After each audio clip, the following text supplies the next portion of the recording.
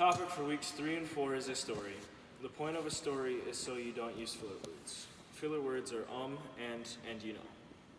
My speech for weeks 3 and 4 will be about me getting my first concussion. Unlike most stories about concussion, mine are pretty funny. It's pretty funny because I did not get it playing basketball or football. First, you need to know I have an astigmatism. An astigmatism is when the cornea is irregularly shaped, which makes it very hard to see small things like ropes and strings. The story starts with my cousin Clark and I. My parents were gone for the weekend on a fishing trip in Alaska, so I went up to Clark's house.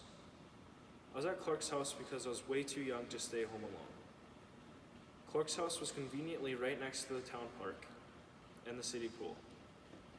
So we went and picked up some of Clark's Wishick friends and biked to the pool. When we were done playing at the pool, we went to the tennis courts and decided to do some cool bike tricks. We picked the tennis courts because it was a flat surface, the nets were down, and it was easy to pedal on the pavement. Clark, who has always been fearless of getting hurt, jumps over the net that was laying on the ground. So I thought to myself, if he can do it, so can I. But I could not.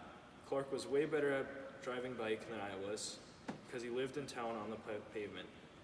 I was from the country that always rode on gravel, so it was hard to pedal on the pavement. So on my side of the tennis court, I began to pick up speed to jump the net.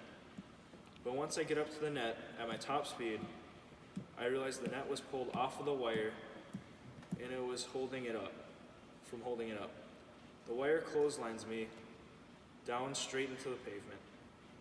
The only thing I remember from that day is waking up in Clark's bed with a bucket and an ice pack for my head. I spent the rest of the day throwing up and sleeping. The next day I went to the doctor. The doctor told me I had a concussion. This was the first time I've ever heard of a concussion.